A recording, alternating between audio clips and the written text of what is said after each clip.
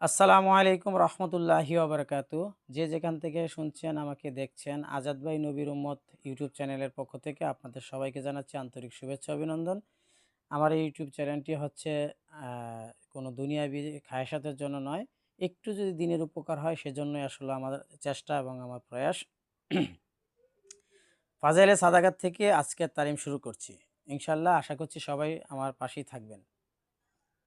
সমস্ত সৎকর্ম শুধু ইহাই নয় যে তোমরা নিজেদের মুখ পূর্ব দিকে করো কিংবা পশ্চিম দিকে করো, বরং আসল সৎকর্ম হতো এই যে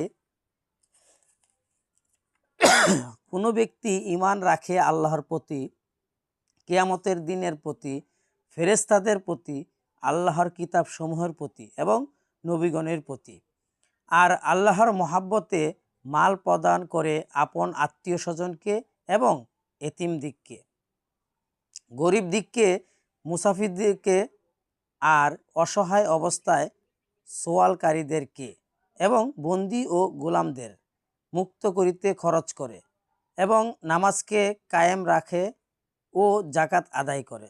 অর্থাৎ আসল সৎকর্ম হইল এইগুলো। উক্ত আয়াতে আরও কিছু গুণাবলী উল্লেখ করিয়া বলা হইয়াছে যে এই সমস্ত লোকই সত্যবাদী এবং ইহারাই পরহেজগার। বাকারা 177 নম্বর আয়াত।